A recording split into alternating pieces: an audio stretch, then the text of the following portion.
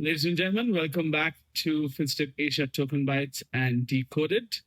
We are continuing on the topic of artificial intelligence and the impact that it's having on financial services. And we're speaking to our founders. And today is a pleasure to have Mr. Park, who is the co-founder and CEO of Voti, one of Hong Kong's homegrown and oldest AI companies. I've known Mr. Park for quite some time now. Initially, when I came here in Hong Kong and had finished my MBA, got to meet him because he was an investment banker and a trader, heading trading at the time in Bank of China, I think in 2016. More sales and syndicate, and Yes, then, yeah. and then fixed income. So welcome to our podcast. Great to Thank have you. Yeah. Thank you. And we've been meeting on and off, but finally culminated in the last few months in that sense. And I think it's lovely to, a lot of people right now are transitioning in their careers and at a very inflection point in their careers. But we'd love to get our audience an insight of your career. You started off, from Canada, and then you were in investment banking, and then you transitioned to becoming a founder. Would love to hear what was your motivation to get in investment banking, and then the motivation for transitioning as well. Yeah, no, thanks for having us. Thanks for having me, and it's been a long time.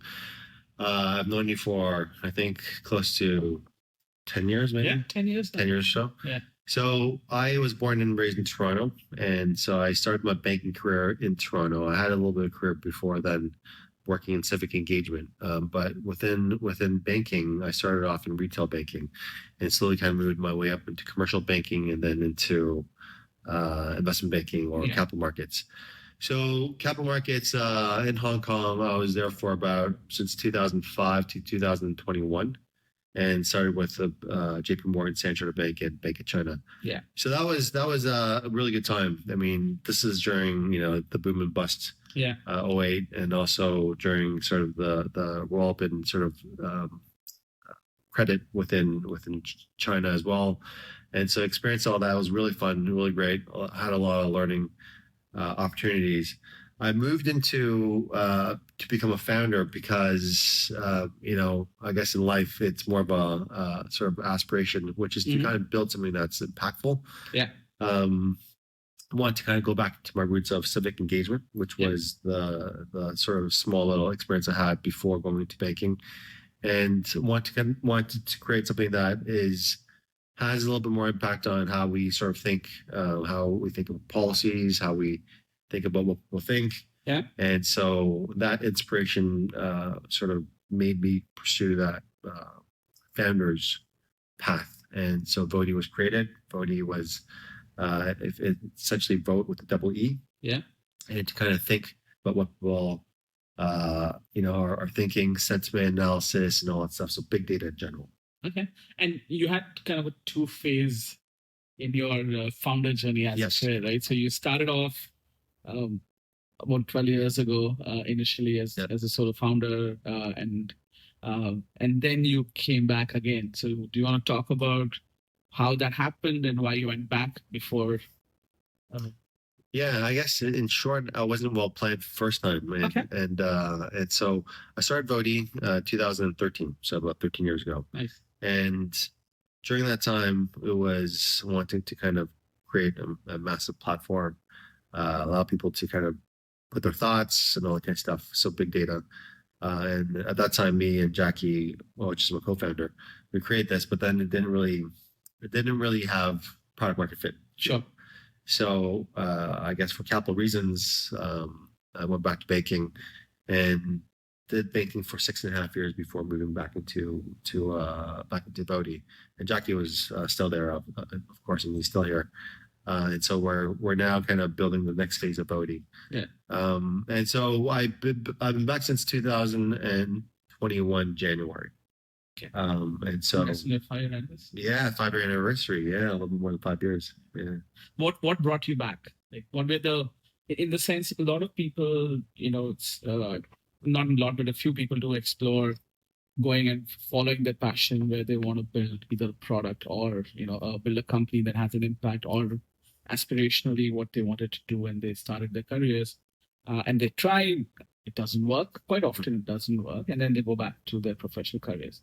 Now, Fortunately, you had a co-founder who was continuing to build Voti, but what were those conditions that said, okay, now is the right time for you to get back into and move transition back into becoming a founder? Yeah, I think there was a personal side of things, and there's also a business side of things as well. So 2018, when I was still in Bank of China, obviously me and Jackie during my banking years, we still had daily conversations. We made a strong, not pivot, but push into adding AI into big data, right? And so this is when you had really smart people like Noam Chomsky and Alina Jones. They wrote this paper called "Attention Is All You Need," and that kind of became the start of the transformer. Okay. And we started to add that and play with that to add that within big data, for example, sentiment analysis. And so we had a big push into AI. And 2020, end of 2020, I think it was a couple of things. One was we had COVID. Yes. And so the whole work shift kind of changed. And so that kind of was sort of an inflection point. It's like, okay, is this a signal type of thing?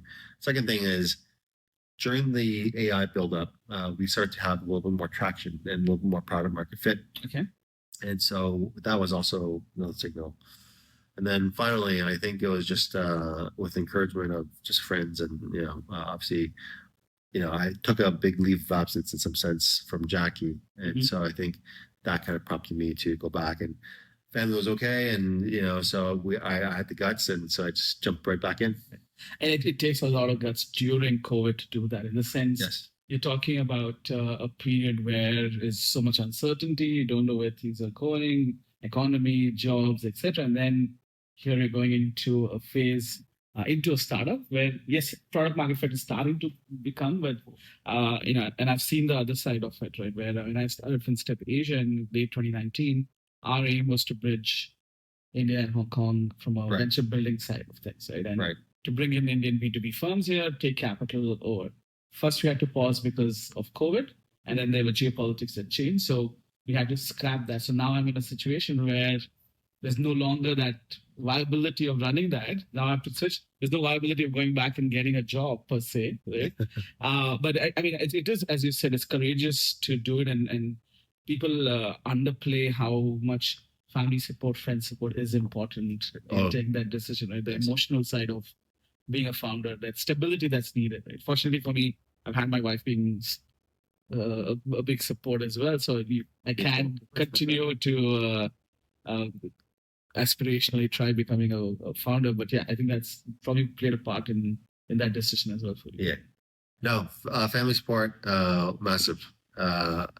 In some sense, if I had no family, I would do it as well. So without family, I would do it. But with family, you have to consider a lot more things. Yeah. And if that suddenly doesn't become as big of a concern because your wife is supportive, and your friends and your previous backers are supportive, there's no way I would have done it again. So now you're back at Voti, with Jackie, starting to see product market fit. But maybe it will be helpful for our audience to get a sense of the Voti journey, right? You're right in that 2013 to 2017, 18 was that big data move where everybody looking at, there's a lot of data, and the whole conversation, how do you do something with it? And data is the new oil conversations, right? So what fundamentally changed, you would say, that allowed for Voti to start gathering traction and picking up more clients and services as a way? Yeah, so the Voti that I sort of went back in and where it is today are kind of different as well, given Gen AI. But sure, when we had sort of small product market fit was more on big data, social listening, surveys, and all that kind of stuff. And so we had more people kind of going into that. And then you also had, because of COVID, you also had people who want to kind of do things that were not face-to-face. And so that allowed for digital surveys, more people to kind of be on computers, and therefore you had more data online. And so social listening was becoming sort of ripe for that. Sure. Social listening is not new technology, of course. But, fast forward 2022, end of 2022, you had ChatGPT. Yes. Yeah. I had a newer version. The older ChatGPT 2, yeah, it was good, but it felt sentient, but it wasn't really sentient. So they'll always kind of asked you questions back. So I was like, "Oh, how are you?" It's like, "Oh, great, I'm good." So why did you ask how was I? Yeah. So it was kind of repeating stuff. Yeah. But when you had set ChatGPT 3, or the later versions of ChatGPT, it became a powerful movement, and you had users go from 0 to 1 million, Yeah. within record time. So we then moved into Gen AI at that time, and so we were experimenting with different things. Uh, how does company use it? How does governments use it? And then during this time, we also contributed some pieces, articles, and then that led us to speak to one of our partners, Amazon, and they kind of ticketed with the idea of building Cantonese version. Yes. And that's when we kind of sort of went all into that side of things. So I guess a little bit about Voti. So Voti is a company that's looking to empower and accelerate AGI for emerging markets. Okay. And why emerging markets is because a lot of the biggest problem, or where global models fall short, is when it comes down to local languages. Yeah. Right. So in Hong Kong Cantonese, it's a very spoken language. Correct. And so if you use the big global tech companies, because of how Hong Kong does code switching, you also have slangs, colloquial terms. It starts to hallucinate, and it's fine if it's sort of consumer grade, but if you go into banks, corporates, governments, you need accuracy as high as 5 plus, and so that's where again global models fall short, and that's where we exceed.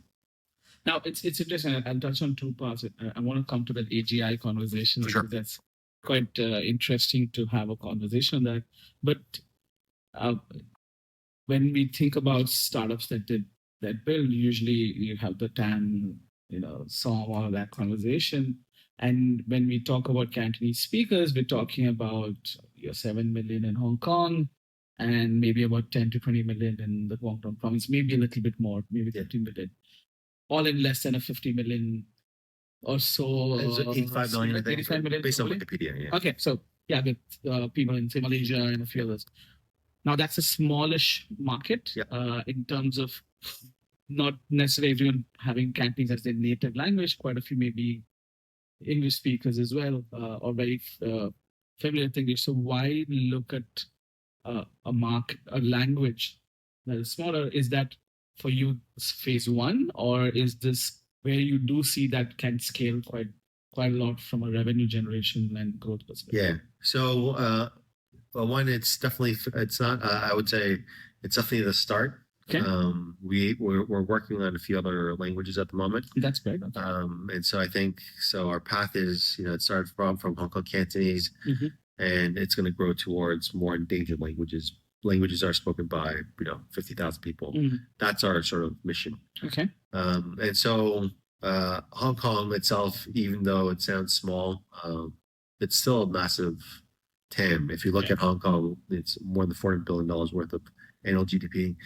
Out of that 400 billion plus, 90% is service oriented, and that's where generative AI excels. And so, if you kind of look at that, then that's a massive TAM. And if you take sort of growth in phases, even just 10% is a massive play. If you also look at Hong Kong from sort of Cantonese in a sort of global scale, it's 85 million people based on Wikipedia, based on stats. So this includes overseas Chinatown, includes countries like you said, Malaysia, Guangdong province. And then if you sort of look at the flip side, there's maybe 7 billion people who want to learn Cantonese, so that opens up a big market as well. So not small, but also not our sort of be all end all. Hong Kong Cantonese is our first one, but we are working on Southeast Asia. Okay. We're also working on African languages as well. Okay. That's interesting. The reason I was saying that I find it very exciting and interesting at the same time, because we were having a discussion a week back where we we're talking about India, right? As a country where officially we have over 30 languages, official languages, because 30 plus states, and each state has at least one language, in a lot of cases, multiple languages. And there are about 500 languages plus dialects in India when you account for our various tribes and, variation. Like I'm from Karnataka, which is where Bangalore is. I'm from Okay. city of Bangalore. And in Bangalore, you probably have about 3 or 4 versions of Kannada, right? Oh, well. And some, it's very distinct. It's almost like the traditional, Puthongwa versus Gongongwa, or Cantonese versus Mandarin almost in some instances. Okay. Like you can understand 50%, you can't understand the other 50%. And some are they transition. And we were talking about how in fintech, a lot of, in the initial phases, a lot was a very general, be all and all, let's serve everybody kind of conversation. But, and it was replicas of other models from overseas in India. And then it transitioned to being more colloquial. Right. Fintech apps were being built in a native language for a state. Right. Because that state had a 50 million, 100 million, in some instances about 150 to 200 million population, which in itself, as you would think about, are the size of countries, right? Vietnam or a bunch of European countries, easily more than that. Sure. And so we don't question, from some senses, let's take somebody building something in Italian is not necessarily a very large TAM as well, but people do build it and it's needed. And that's why I wanted to get to where that's happening and going into the other languages. Right? Yeah. Because else you risk, from an AI perspective, we already seeing exclusion, right? The tech exclusion conversation that's coming in because some people don't have access. And as the languages go away, then it's also starts becoming challenging for a good service for people, right? If you're conversing in a second language or third language, in many instances, doesn't have the same impact from a prompting perspective. As we know, it's a very nuanced perspective. So I would want to understand, when you're building a Gen AI model, right? Are you using some of the open source and relying on some of the existing Gen AI models and building on top of that? Or was this from scratch, in some senses, training your model and building it from that perspective, especially given how the language has so many nuances to it? Yeah, so it's a good question. So there's a couple of ways to approach languages. The first way is to just kind of do translation services, but that's again where global models fall short. Yeah. Right. So if you just translate one for one, or if let's say the culture isn't built into it, therefore expressions aren't built into it. So if I say, it's raining cats and dogs, if the model doesn't understand that, then it's probably not a good model. Yeah. Right? Now, obviously, in English, that all is captured, but if you go into local languages, that all is sort of gone in some sense. So the way we approach it is through a CPT, continuous pre-training methods. You need to have your own data set because you're pre-training it. And you also have to be able to correctly classify a lot of these lingos, expressions, things that, in Cantonese, there are things, slangs that you can't even write down. Yes. So you need to even capture that as well. So it's that process where data readiness is required. We do it from a CPT perspective, and so we look at it from a perspective of spoken language. Because if you believe in sort of embodied AI, like robotics, and if that one day becomes the future, but it only speaks written Cantonese, then it feels kind of weird, right? If you want to continue to talk to somebody or a robot in the same way, then that needs to be fixed. So it's very fundamental in that sense. And how long did that take for you guys to get to a phase where you felt we are at an accuracy level which is enterprise ready? Let's put it that way, right? Yeah. So the model itself is again a very generic Cantonese model. So when you want to be enterprise grade, then you need to sub in domain knowledge. Yeah.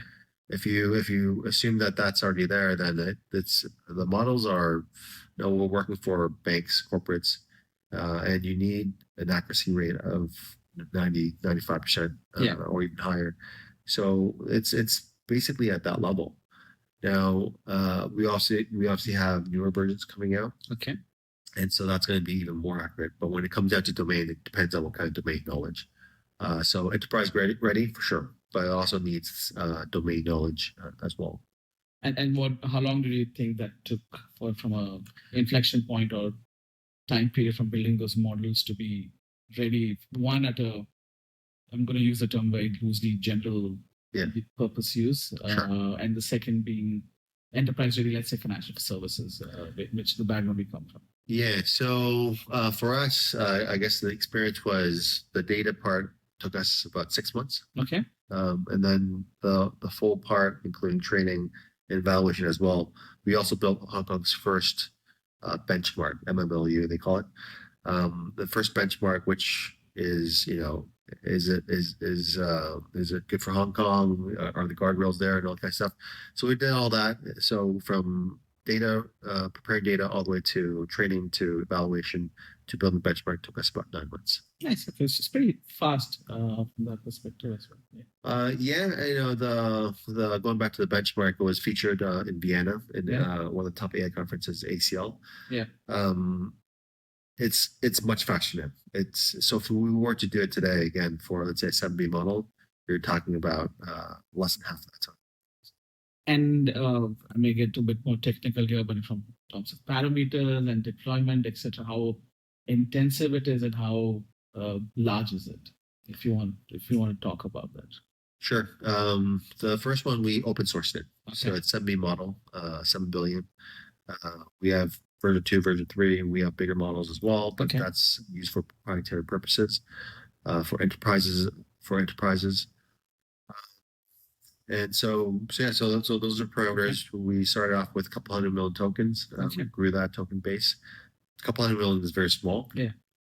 But for a low resource language, it's about average. But we grew that exponentially as well. So those were the technical specs, if you will.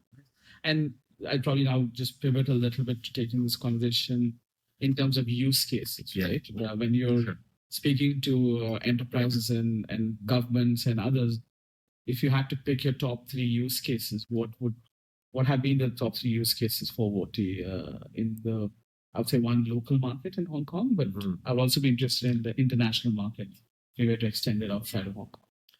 Yeah, so the top 3 use case would be in very broad terms, and I think we'll dig in a little bit deeper.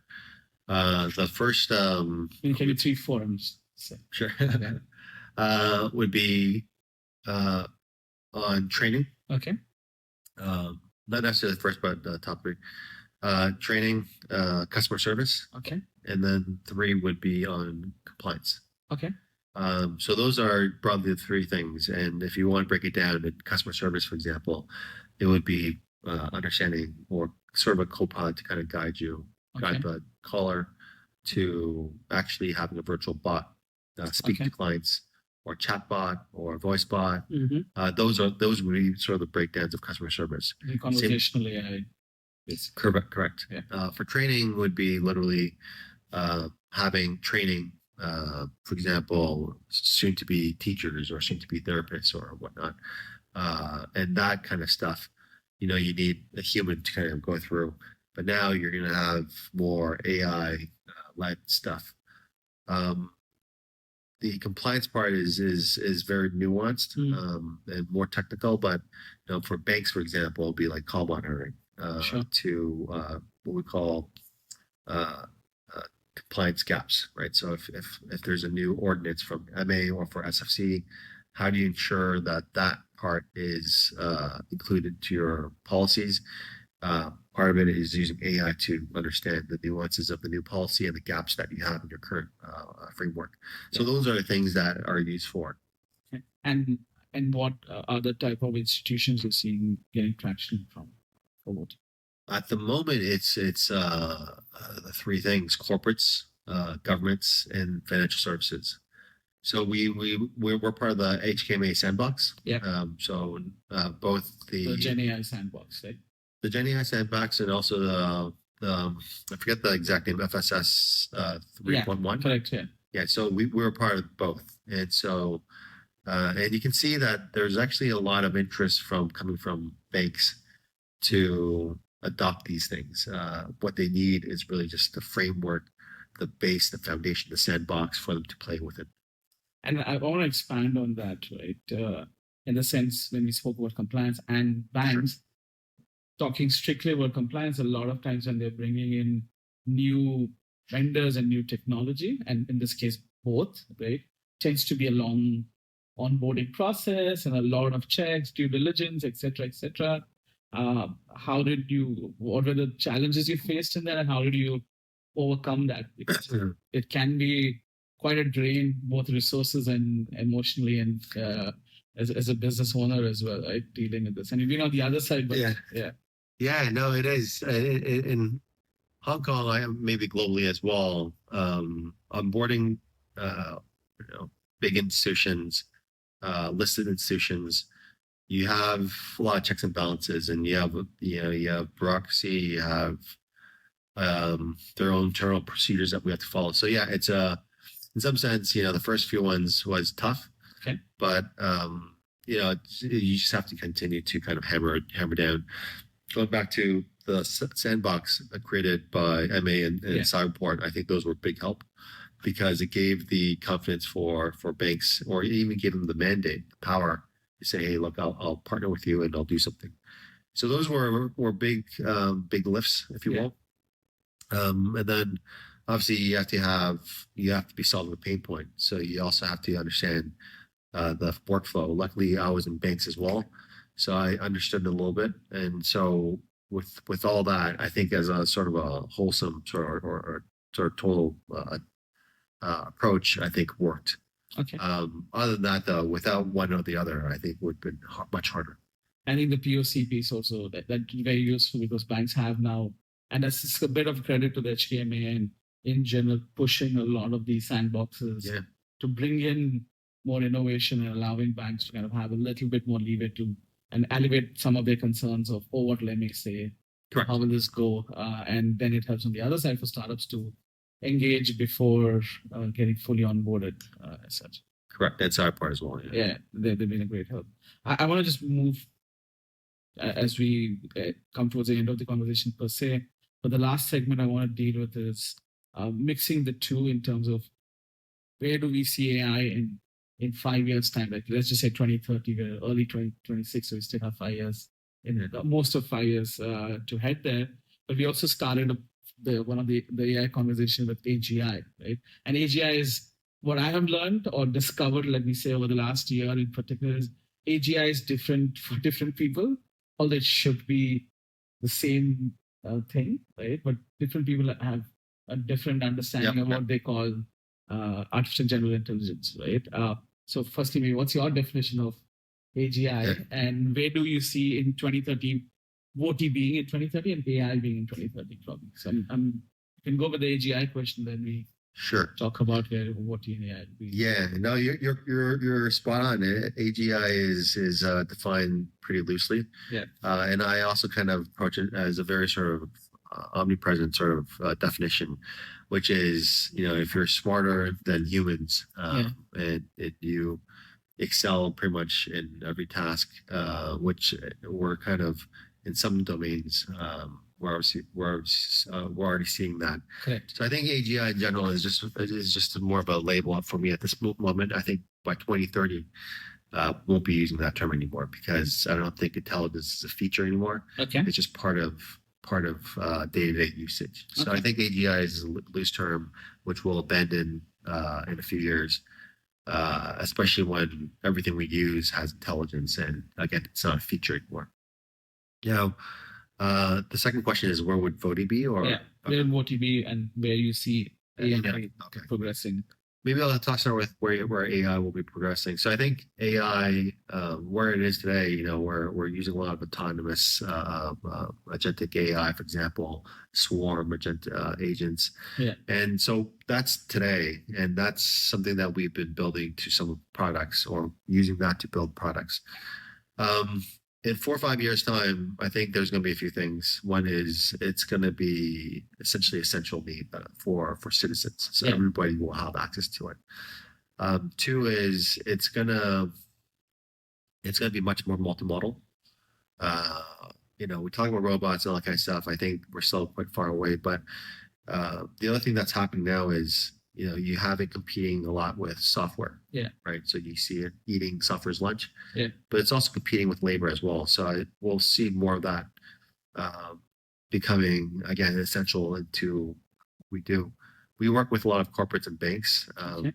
Some financial institutions have 50 different projects, and that's still just a start. So I think if you see this year, next year will probably be 10x, especially in emerging markets. So multimodal, much more autonomous. It's going to be again essential need for every citizen. It kind of is at this moment, and so that's where I see AI, um, and also much more specialized as well. And for Vodi, I think it's a little bit more clear as to where we want to be in 4 or 5 years. We want to be doing at least a couple hundred languages. Okay. We want to be not just in Southeast Asia and Africa, but we also want to be doing endangered languages. So in Canada alone, for example, there's 70 different languages that are indigenous to Aboriginals. Yeah. Right. So this is like Cree, Blackfoot, and all that kind of stuff. We want to be we have a social mission to do that as well. Preserve that. But again, preserving languages is not just like a social mission too, but unlocks a lot of new knowledge. Yeah. Things that we didn't know, but that was buried in cultures like the Aboriginals in Canada. That's a big unlock as well. I said it's a great social mission, and I want to probably close with this question, which is becoming more. It's coming in for a lot of AI companies, right? Where recently you've had that conversation with Anthropic and OpenAI when it came to providing services for defense and surveillance, etc. And the principles that seem to be different, but now seem to be same based on statements recently in SAM. But there are going to be more of these both moral dilemmas as also ethical dilemmas that come in, right? Because sometimes you can say, I'm building a tech. It's a bit like internet. Right? Building the internet.